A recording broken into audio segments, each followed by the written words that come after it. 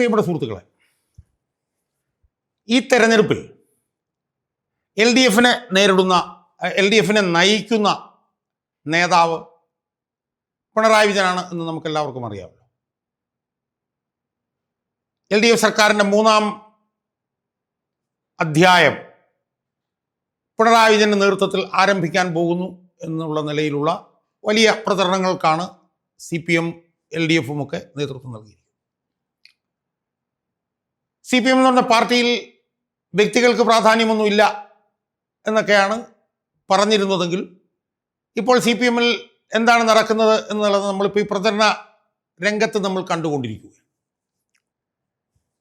അപ്പം നമുക്കറിയാം 2006-ലും 2011-ലും 2016-ലും ഒക്കെ VS-നെ വെച്ചിട്ടായിരുന്നു പ്രചരണം. അത് എന്തുകൊണ്ടായിരുന്നു? അത് VS-ന്റെ നേതൃത്വത്തിൽ പ്രചരണം എന്നത് ഉരുത്തിരിഞ്ഞു വന്നു എന്നുള്ളതുകൊണ്ട്. അല്ലാതെ VS ആയിരിക്കും മുഖ്യമന്ത്രി എന്ന് പറഞ്ഞുകൊണ്ട് VS-നെ പ്രൊജക്റ്റ് ചെയ്തുകൊണ്ടുള്ള ഒരു പ്രചരണ രീതി സുസംഘടിതമായി തീരുമാനിച്ചുറച്ചത് എന്നുകൊണ്ടൊന്നും അല്ല VS നേതൃസ്ഥാനത്തേക്ക് വന്നത്. നമ്മൾ 2006 ആലോചിച്ച് നോക്കൂ. 2006 സ്വാഭാവികമായും VS ആയിരുന്നു മുഖ്യമന്ത്രി ആവേണ്ടിയിരുന്നത്. പക്ഷേ 2006 VS-നെ മുഖ്യമന്ത്രി സ്ഥാനാർത്ഥിയാക്കാതിരിക്കാൻ വേണ്ടി എന്തൊക്കെ കുൽസിതമായിട്ടുള്ള ശ്രമങ്ങളാണ് CPM-ൽ നടന്നത് നമുക്ക് ഓർമ്മയില്ല. പോളിറ്റ് ബ്യൂറോ ആദ്യം കൂടി VS-നെ മത്സരിപ്പിക്കേണ്ട എന്ന് തീരുമാനിച്ചു. പക്ഷേ VS എങ്ങനെയാണ് 2006 മുഖ്യമന്ത്രി സ്ഥാനാർത്ഥിയായത്? പാർട്ടി തീരുമാനിച്ച്, പാർട്ടി കോടിക്കണക്കിന് രൂപ കൊടുക്കുന്ന PR ഏജൻസികൾ തീരുമാനിച്ച് PS അച്യുതാനന്ദൻ്റെ മോന്ത കാണിക്കുന്ന ആയിരക്കണക്കിന് ഹോർഡിങ്ങുകൾ ഉണ്ടാക്കി കെട്ടിയിറക്കിയിട്ടാണോ PS അച്യുതാനന്ദൻ 2006 മുഖ്യമന്ത്രി സ്ഥാനാർത്ഥിയായ? ഒന്നുമല്ല. PS അച്യുതാനന്ദനെ 2006 മുഖ്യമന്ത്രി സ്ഥാനാർത്ഥിയാക്കിയത് ജനങ്ങളാണ് സുഹൃത്തുക്കളെ. ലക്ഷക്കണക്കിന് ജനങ്ങൾ VS-ന് വേണ്ടി ഇറങ്ങിയത് കൊണ്ടാണ് VS-ന് 2006 മുഖ്യമന്ത്രി സ്ഥാനാർത്ഥിയാകാൻ കഴിഞ്ഞത് തന്നെ. അങ്ങനെയാണ് VS 2006 മുഖ്യമന്ത്രി സ്ഥാനാർത്ഥിയായത്.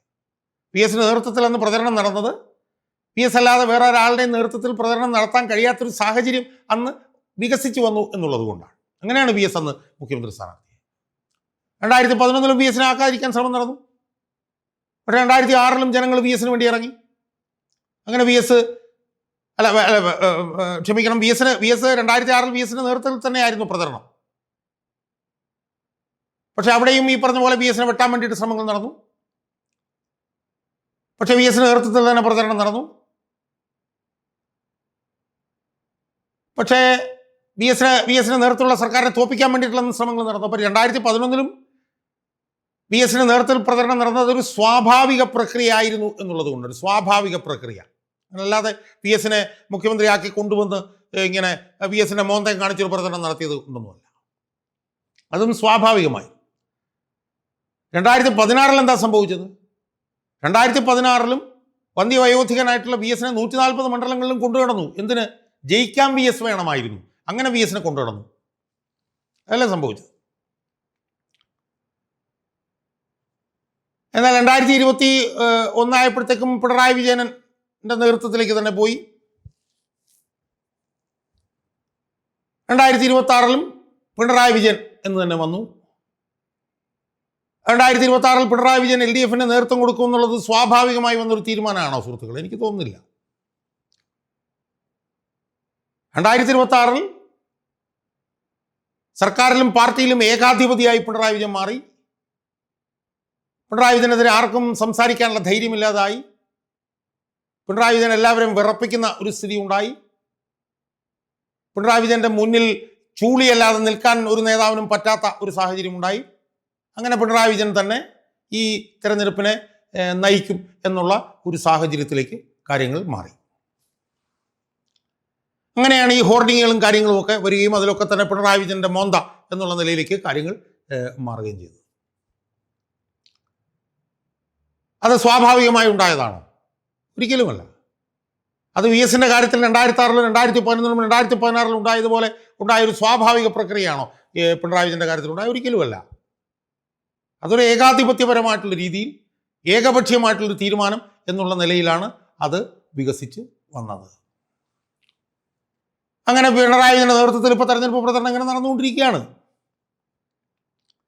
പക്ഷേ ഈ തെരഞ്ഞെടുപ്പിൽ പിണറായി വിജയന്റെ നേതൃത്വത്തിലുള്ള മുന്നണി തോൽക്കും എന്നുള്ളത് ഒരു പൊതുബോധ്യമായി ഇപ്പോൾ മാറിയിരിക്കുന്നു. LDF പിണറായി വിജയന്റെ നേതൃത്വത്തിൽ തോറ്റമ്പാൻ പോവുകയാണ് എന്നുള്ളത് ഇപ്പൊ ഏതാണ്ട് ഉറപ്പായി കഴിഞ്ഞിരിക്കുന്നു. കഴിഞ്ഞ ദിവസം ഷാഫി പറമ്പിൽ പറഞ്ഞതുപോലെ ജനങ്ങളുടെ നേതൃത്വത്തിലാണ് ഇപ്പോൾ LDFും ജനങ്ങളും തമ്മിലാണ് മത്സരം എന്ന് ഷാഫി പറമ്പിലോട്. ശരിയാണ്. അത് കുറച്ചുകൂടെ ഡെവലപ്പ് ചെയ്ത് കഴിഞ്ഞാൽ LDFും UDFും തമ്മിലല്ല, LDFും ജനങ്ങളും തമ്മിലാണ് ഇപ്പോൾ തിരഞ്ഞെടുപ്പ് പോരാട്ടം നടന്നുകൊണ്ടിരിക്കുന്നത്. ഇതിൽ ജനങ്ങൾ ജയിക്കുമെന്നുള്ളത് ഏതാണ്ട് തീരുമാനമായി കഴിഞ്ഞിരിക്കും. സുഹൃത്തുക്കളെ, ഈ തെരഞ്ഞെടുപ്പിൽ ജനങ്ങൾ ജയിച്ചു കഴിയുമ്പോൾ എന്താ സംഭവിക്കാൻ പോകുന്നത്? ഈ തെരഞ്ഞെടുപ്പിൽ ജനങ്ങൾ ജയിച്ചു കഴിയുമ്പോൾ വലിയ പൊട്ടിത്തെറി LDFിൽ ഉണ്ടാകാനുള്ള സാധ്യതയല്ലേ നമുക്കിപ്പോൾ കാണാൻ കഴിയുന്നത്.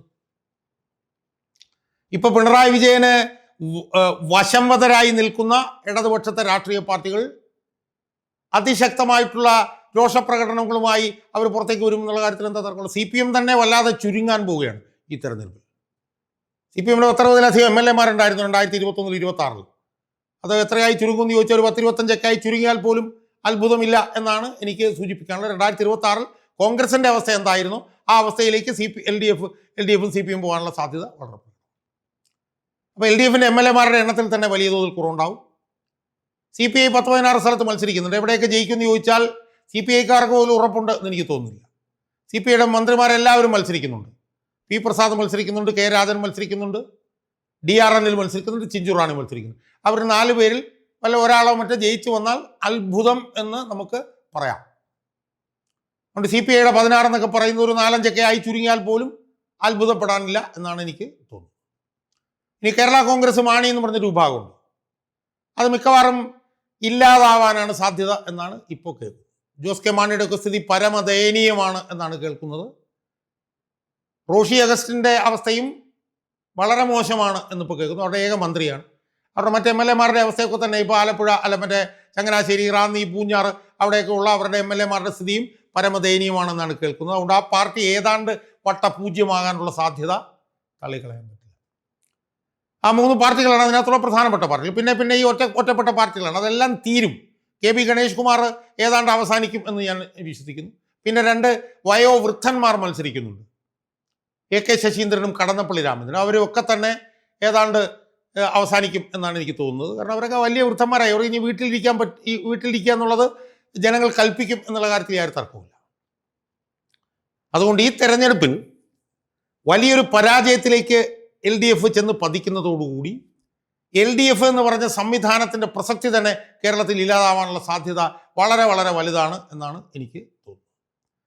അതുകൊണ്ട് തന്നെ പിണറായി വിജയൻ LDF എന്ന് പറഞ്ഞിട്ടുള്ള ഈ സംവിധാനത്തിൻ്റെ തന്നെ, CPMന്റെ അന്ത്യകൂദാശയല്ല, LDF എന്ന് പറഞ്ഞ ഈ സംവിധാനത്തിൻ്റെ അന്ത്യകൂദാശയ്ക്ക് തന്നെ കാർമ്മികത്വം വഹിക്കുന്ന ഒരു കർമ്മിയായി മാറാനുള്ള സാധ്യത വളരെ വലുതാണ്. CPM തന്നെ ഒരു 10-25-30 MLA മാരെന്നൊക്കെയുള്ള നിലയിലേക്ക് പോയാൽ പോലും അത്ഭുതമുണ്ട് എന്നെനിക്ക് തോന്നുന്നില്ല. CPI ഏതാണ്ട് തീർന്നു പോകാനുള്ള സാധ്യതയാണ് കാണുന്നത്. 4-5 MLA മാരൊക്കെ ചിലപ്പോൾ ഉണ്ടായാൽ അത്ഭുതം. മാണി ഗ്രൂപ്പ് ഏതാണ്ട് തീരാനുള്ള സാധ്യതയാണ്. പിന്നീടുള്ള ചെറിയ പാർട്ടികൾ, പിന്നെ RJD എന്നൊക്കെ പറഞ്ഞ പാർട്ടിയുണ്ട്, അതെല്ലാം തന്നെ അസ്തമിക്കും. അതെല്ലാം തന്നെ അന്തരീക്ഷത്തിൽ വിലയം പ്രാപിക്കാനുള്ള സാധ്യതയാണ് നമുക്കിപ്പോൾ കാണാൻ കഴിയുന്നത്. അതുകൊണ്ട് അടുത്ത തെരഞ്ഞെടുപ്പിൽ LDF എന്ന് പറഞ്ഞിട്ടുള്ള ഈ സംവിധാനം ഏതാണ്ട് അസ്തമിക്കുന്ന ഒരു ചിത്രം നമുക്ക് കാണാൻ കഴിയും എന്നാണ് തെരഞ്ഞെടുപ്പ് പ്രചരണത്തിൻ്റെ ഈ ഘട്ടത്തിൽ നിന്ന് തിരിഞ്ഞു നോക്കുമ്പോൾ നമുക്ക് കാണാൻ കഴിയുന്ന ഒരു ചിത്രം.